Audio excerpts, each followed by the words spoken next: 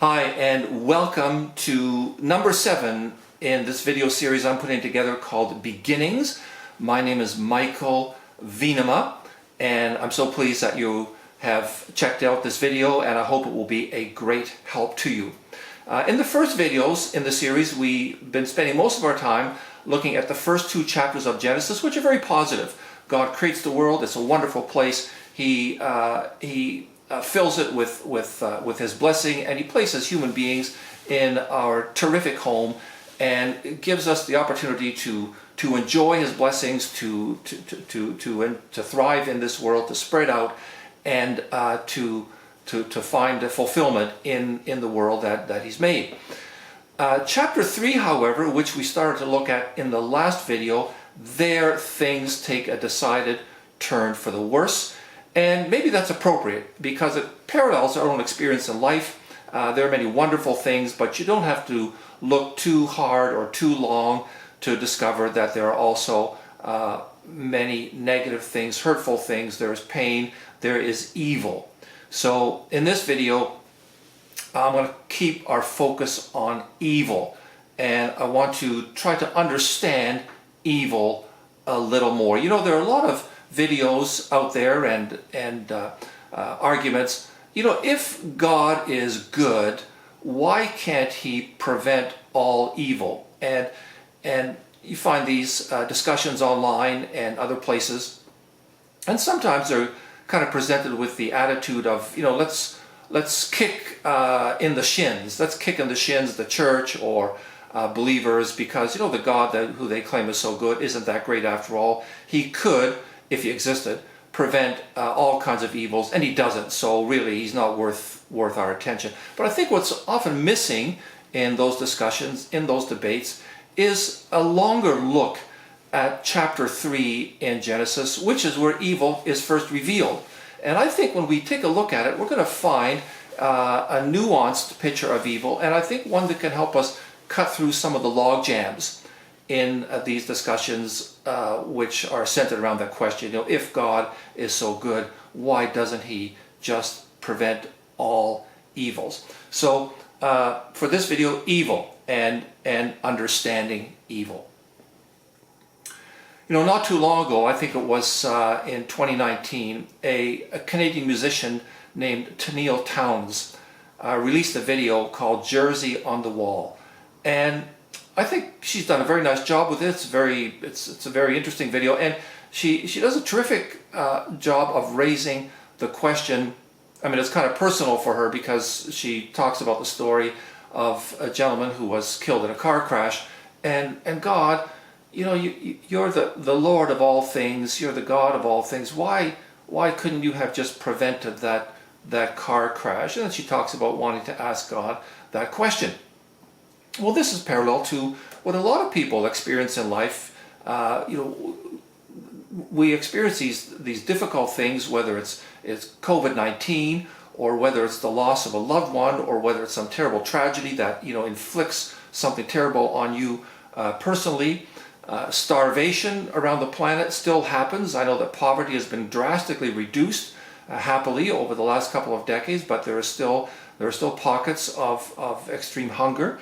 The other day I was looking at some of the history of Nova Scotia and running across the story of General Cornwallis, who put out a bounty, you know, a price on the scalps of Indigenous people, on our native peoples here in Nova Scotia.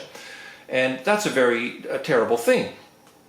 When I began to dig around a bit more, I discovered that the story gets even worse, because not only was he doing these kinds of things, but one of his opponents was a Catholic missionary who generated a lot of unhappy things as well, and conducted raids against the British, and there were killings there too, and it involved the Mi'kmaq, our native people here in this part of the world. So, you know, we discover that there are incredible episodes of terror and horror in the world, and these continue right up until the present time. So evil takes all kinds of forms, and it is of course it's the thing, to put it, you know, very superficially, which we dislike intensely and the most. So evil, understanding evil. So I want to just look at this topic in this video. So I'm going to do that by looking at chapter 3, and I think that when we look at chapter 3 in Genesis, we end up with a view of evil that I think is quite nuanced and can help address some of these difficult questions. One last thing before we dive into the text.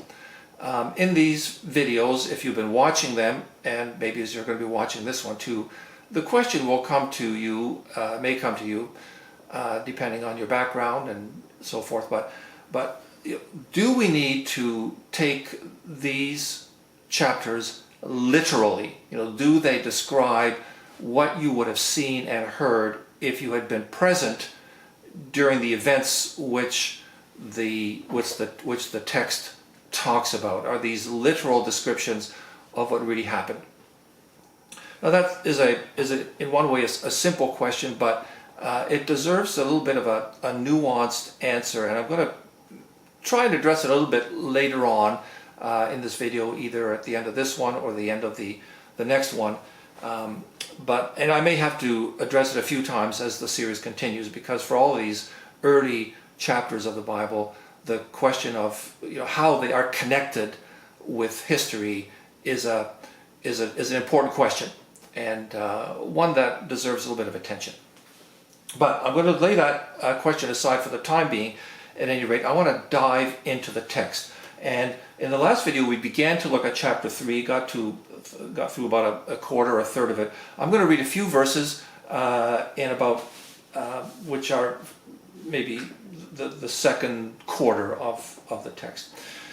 So this is where Adam and Eve are being tempted by a talking snake to eat the fruit of the tree of the knowledge of good and evil, which God has forbidden.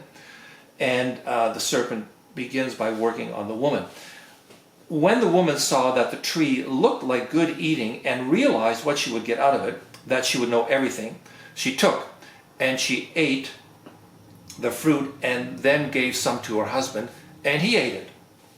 Immediately, the two of them did see what's really going on and saw themselves naked. They sewed fig leaves together as makeshift clothes for themselves. When they heard the sound of God walking in the garden in the evening breeze, the man and his wife hid in the trees of the garden, hid from God. God called to the man, "Where are you?" So, in these verses, they reveal something that is very, I think, interesting. Up till now, there's been a sense of comfort, of openness between Adam and Eve, the man and wife, the first people as they appear in the Bible. They are comfortable with each other.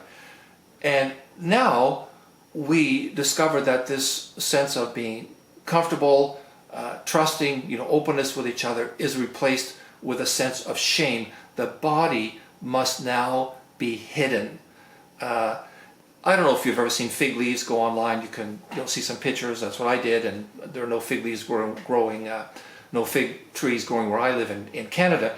But fig trees, the ones I saw online, they're not small. And they look a bit like in Canada here we have a national symbol, the maple leaf from the maple tree, and they look a bit like maple leaves. They've got five fingers on the leaf, and the leaves are a little bit bigger, and the fingers are a bit more rounded, not quite as pointed. But I can imagine that a skirt or a covering hastily thrown together to cover the man and the woman would not look all that flattering. Possibly the picture that is meant to come to our minds is a picture of two people looking a bit out of place in leafy coverings that are probably looking more wilted by the hour. So that's one thing. Now, there are impacts that roll out in the story impacts that are a result of Adam and Eve eating from the tree of the knowledge of good and evil, which God had forbidden them to eat from that tree. So the first impact is something we're already seeing. I'm going to mention about 8 of them in the course of this talk. The first impact is one of shame. They had sought to acquire God-like knowledge, the knowledge of good and evil and everything in between. They had sought some kind of a glorious, opening door to some kind of new existence, but it's turned into a picture of 2 people ludicrously dressed, clothing to now keep themselves hidden from each other. So the first impact, shame. The second impact, I think, we could call this an impact on sexuality and gender relations. Mistrust. They have both been involved in an act which they're ashamed of and which they kind of colluded in together. And so there's this kind of mutual shame. They've kind of together betrayed their relationship with God, and so in that sense have betrayed each other. So there's kind of a mutual betrayal between the sexes, or in gender relations, if you want to look at it that way. So I think that's there. Third impact, an impact on the relationship between humans and God. So the second impact was an impact on the relationship between human to human relations. In the third impact, it's between humans and God, human to God relations. When they heard the sound of God walking in the garden, what do? They hide. And you can kind of hear in the text kind of this plaintiveness, this pain in God calling out to Adam, Adam, where are you? I'm here for my daily evening walk with you to talk about, I think this is kind of how we're meant to imagine it, to talk about how your day's been. How have you been managing this amazing world that I have laid out for you to enjoy and to inhabit and to build things on? And so there's this sense of God being like a betrayed giver, a betrayed lover. So a third impact, a breakdown of the relationship between humans and God. So I'm going to keep reading, and we're going to discover a few more things, I think. So God called to the man, where are you? And Adam said, I heard you in the garden, and I was afraid because I was naked and I hid. And God said, who told you that you were naked? Did you eat from the tree I told you not to eat from? And the man said, well, the woman that you gave to me as a companion gave me from the fruit of the tree, so yes, I ate. And then God said to the woman, what is this that you've done? And she said, well, the serpent seduced me and I ate it.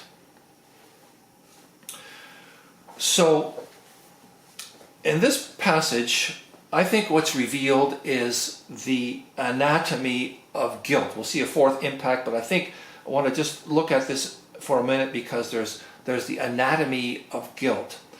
Shame, right? And buck passing.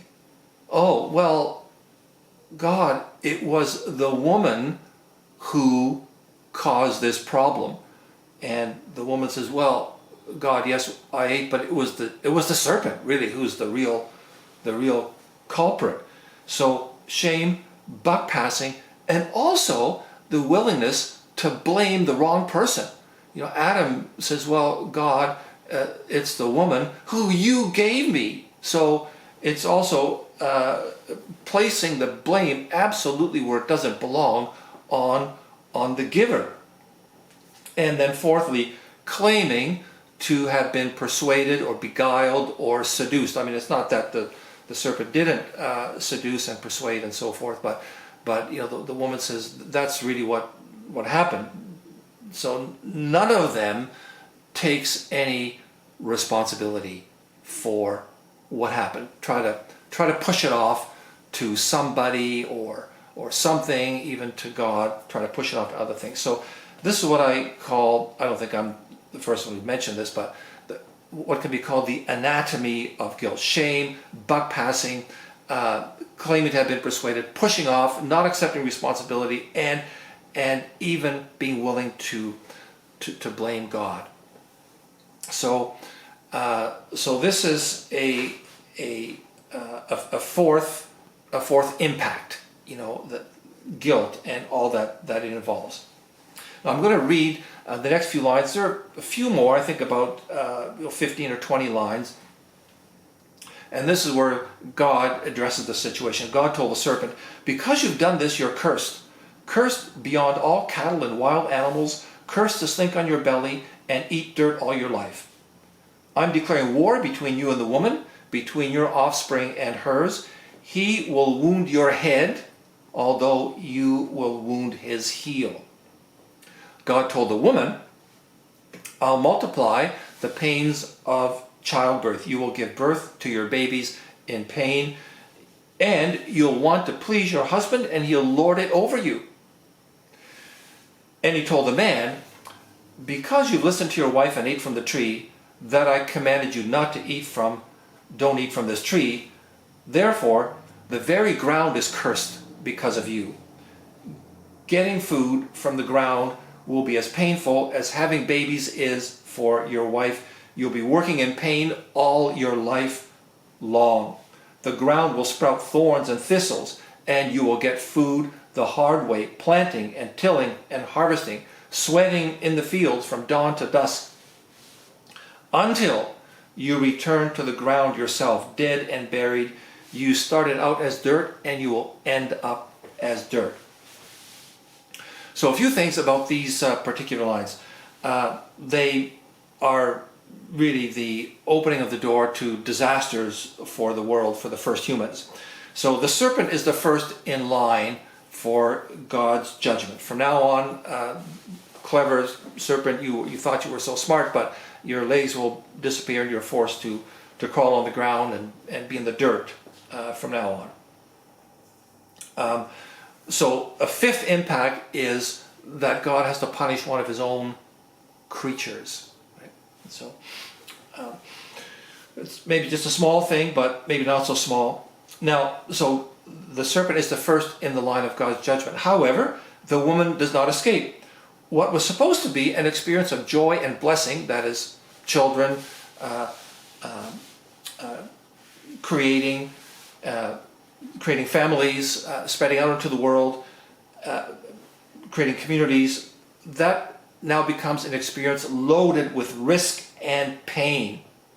And that is childbirth for Eve. And the man who was supposed to be a source of blessing, that is, Adam was supposed to be, Eve's ultimate great companion, and a source of care, he will become a source of hurt. Adam will take advantage of the fact that you want his love.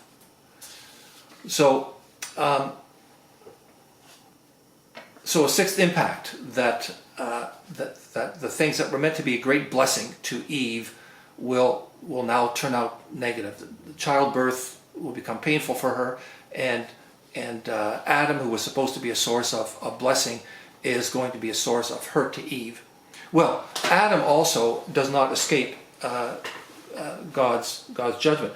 What was supposed to be a source of blessing to him, which was tending the fields and cultivating them, and relatively easily finding that the earth, there would be vegetables and fruit and things to eat, that this now will become a source of hardship. And the struggle, God says to Adam, will end only with your death. So in this way, the true meaning of Adam's name comes home, because the name Adam means from the earth. Earlier on in Genesis, God sculpts the first man from the earth, and now Adam, that's where you came from, and now you will return to the earth, death. So the seventh impact is that this wonderful relationship, fruitful relationship between Adam and the earth is replaced by a relationship of hardship and struggle. And eighth, death enters the the human experience. So that brings us to about as far as we can go in this video. I think instead of waiting till next week, I think I'm going to record the next video right away, so you should be able to find it online pretty quickly. So again, thanks for listening. Please don't forget to subscribe, leave a comment, or like, or share. Thanks so much for listening, and keep an eye open for the next one. I hope to post it very soon. Thanks. See you next time. Bye-bye.